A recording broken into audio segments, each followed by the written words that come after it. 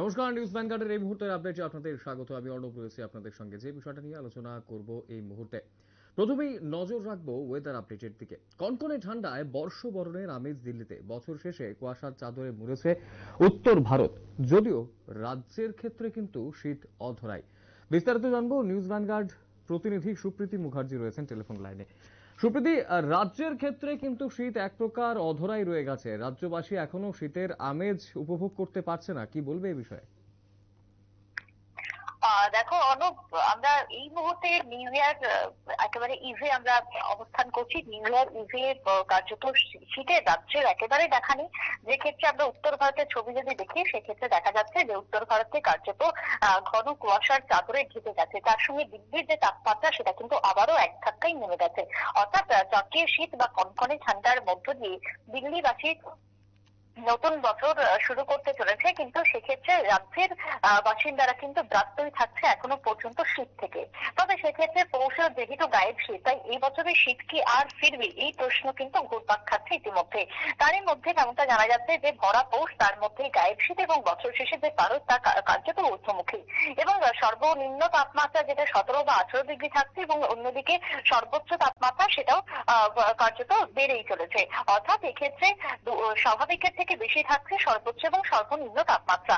বঙ্গোপসাগরে ঘূর্ণাবর্তের জেরে এক্ষেত্রে উত্তরে হাওয়া উধাও হয়ে গেছে, এবং তার জায়গায় পূবালি হাওয়ার দাপট বাড়ছে। হু হু করে জলীয় বাষ্প ঢুকছে, যেমনটা আমি বিগত দিন থেকে একই বলে আসছি, যার পরিবর্তন কিন্তু খুব একটা নজরে পড়ছে না। কিন্তু তারই মধ্যে নিউ ইয়ার এই ইভ যখন চলছে, সেক্ষেত্রে আবহাওয়ার যে মেজাজ, তা কিন্তু একেবারে গরম দেখা যাচ্ছে।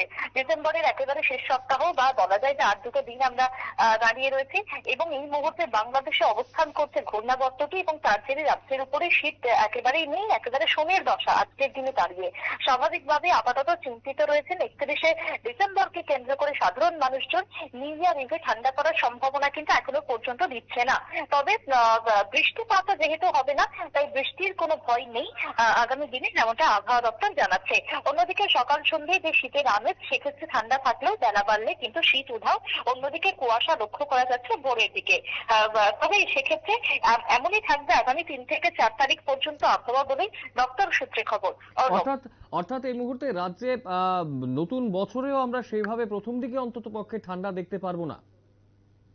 একেবারেই না। নতুন বছরের শুরুতে বা নতুন বছরের প্রথম সপ্তাহতেও আমরা আমাদের আশানুরূপ শীত আমরা পাবো না, যেমনটা আবহাওয়া দপ্তর জানাচ্ছে। তাই সেক্ষেত্রে কিছুটা এবার মন খারাপ বলাই যায়, কারণ বর্ষবরণে শীতের দেখা নেই। অন্যদিকে যদি বলি যে যারা এই মুহূর্তে এই ছুটিতে বাক্স প্যাটরা গুছিয়ে ঘুরতে যাবেন মনে করছেন, বিশেষ করে 31 জানুয়ারি, সেক্ষেত্রে কিন্তু আমার মনে হয় যে ডেস্টিনেশন হওয়া উচিত দার্জিলিং, সিকিম কিংবা কোনো শৈল শহর, কারণ সেই জায়গাতে যদি এখন যাওয়া যায় তাহলে কিন্তু একেবারে আইডিয়াল সময়। একদম।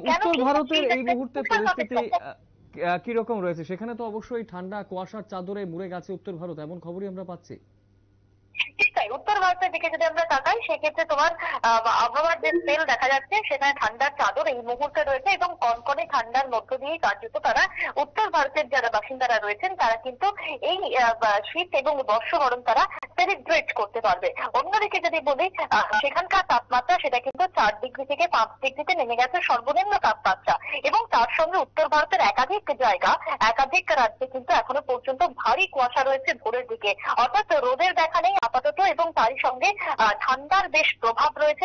জাকিয়ে ঠান্ডা পড়েছে, শীতের সম্ভাবনা এই মুহূর্তে দেখা দিয়েছে উত্তর ভারতে, যেমনটা আবহাওয়া দপ্তর বা আইএমডি সূত্রে খবর। একদম, অসংখ্য ধন্যবাদ সুপ্রীতি বিস্তারিত তথ্য তুলে ধরার জন্য। আমরা কথা বলছিলাম নিউজ ভ্যানগার্ড প্রতিনিধি সুপ্রীতি মুখার্জির সঙ্গে, এবং বিস্তারিতই কিন্তু তিনি তুলে ধরেছেন। এবং কনকনে ঠান্ডার বর্ষবরণের আমেজ দিল্লিতে থাকলেও এই মুহূর্তে রাজ্যে কিন্তু অধরাই রয়েছে শীত। আগামী বছর অর্থাৎ নতুন বছরের প্রথম সপ্তাহেও সেইভাবে শীতের আমেজ রাজ্যবাসী পাবে বলে কিন্তু মনে করছেন না আবহাওয়াবিদরা। সমাজ ও বিজ্ঞাপন বিরতির রয়েছে অন্যান্য সংবাদ, সঙ্গে থাকবেন।